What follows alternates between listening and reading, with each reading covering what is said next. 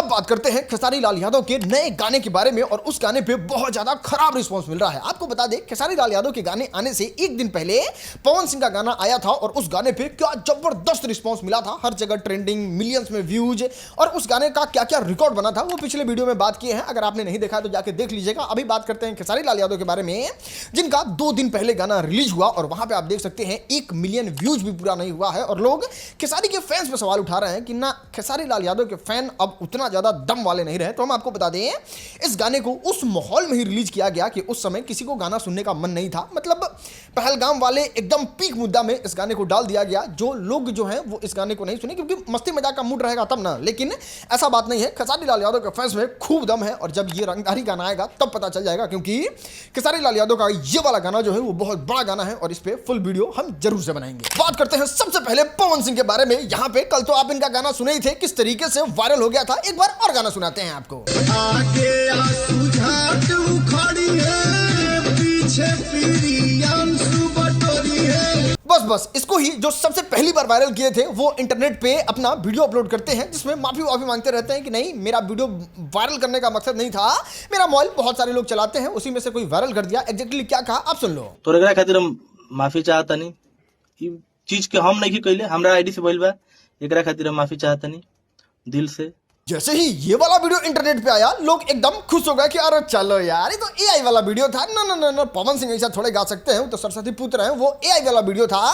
लेकिन ऐसा कुछ नहीं है, वो वीडियो रियल वीडियो था और ये हम देख के बता सकते हैं। देखो दोस्त, एआई कितना ज्यादा भी एडवांस हो जाएगा लेकिन इतना एडवांस नहीं होगा कि आपको एआई और ओरिजिनल क्या है उसमें फर्क ना पता चले, और ऐसा होगा भी तो अभी टाइम लगेगा उसको आने में। और आपको बता दें जब भी कोई हम एआई से गाना गवाते हैं तो वो पता चल जाता है। अभी तक इंटरनेट खंगाल के देख लीजिए, एक भी आपको पवन सिंह का एआई वाला गाना नहीं मिलेगा। बात करें अगर एआई के बारे में तो आप मोदी जी का आवाज तो सुने हैं, उनका देखिए एआई गाना बनाता है तो किस तरीके से बनाता है।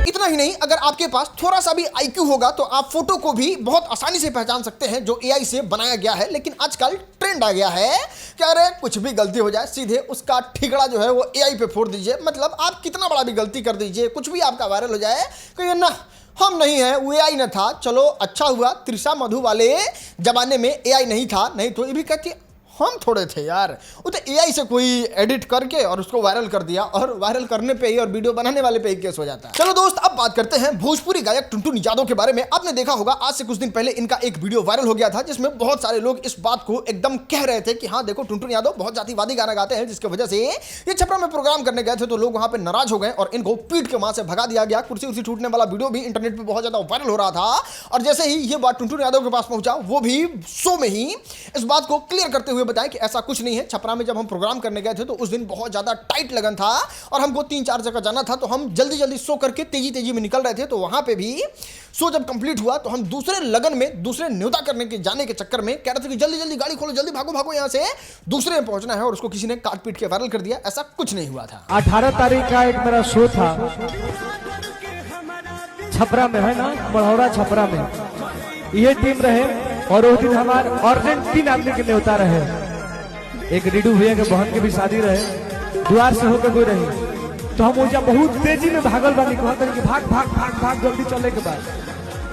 तो लोगों ने उसको वायरल करके बोल रहा है कि टुनटुन यादव को मारा गया है, पीटा गया है। ऐसा कुछ नहीं है भाई। चलो दोस्त अब बात करते हैं आशीष यादव के बारे में। फाइनली ये इतना ज्यादा फ्रस्ट्रेट हो गए, इतना ज्यादा ये परेशान हो गए कि अब आके अपने सोशल मीडिया पे कह दिए हैं कि अब हम सब लोगों पे एफआईआर करेंगे। आपको बता दें ये एक अलग ही परेशानी से जूझ रहे हैं और इनका परेशानी क्या है वो हम आपको बताते हैं। और इनके परेशानी का भी जड़ म्यूजिक कंपनी वाला ही है, लेकिन खेसारी की तरह ये एग्रीमेंट में नहीं फंसे हैं। क्या हुआ है वो हम आपको बताते हैं। एक्चुअली होता यह है कि आशीष यादव जो है वो गाना देते हैं तो म्यूजिक कंपनी खरीद लेता है और उस म्यूजिक कंपनी का राइट होता है कि वो गाना को कितना बार भी अपने चैनल पे अपलोड कर सकता है किसी तरीके से।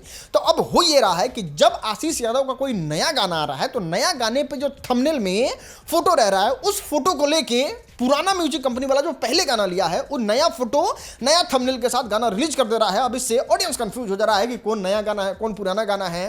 पुराना गाना वो खोल रहे हैं तो नया गाना रह रहा है, नया गाना खोल रहे हैं तो उसे पुराना गाना रह रहा है। अब इससे ऑडियंस बहुत ज्यादा कंफ्यूज हो जा रहे हैं और आशीष यादव का व्यूज भी इससे कम हो रहा है, जिसको लेके वो आके इंटरनेट पे बोले कि अगर आप म्यूजिक कंपनी चलाते हैं, मेरा गाना कभी लिए हैं तो नए गाने के थंबनेल का फोटो इस्तेमाल करने से पहले हमसे परमिशन लीजिएगा। बिना परमिशन लिए अगर मेरे फोटो का इस्तेमाल करते हैं तो मैं सब लोगों पे केस करूंगा। तो अगर आप भी म्यूजिक कंपनी चलाते हैं तो ये न्यूज़ देख लीजिए और थोड़ा सतर्क हो जाइए।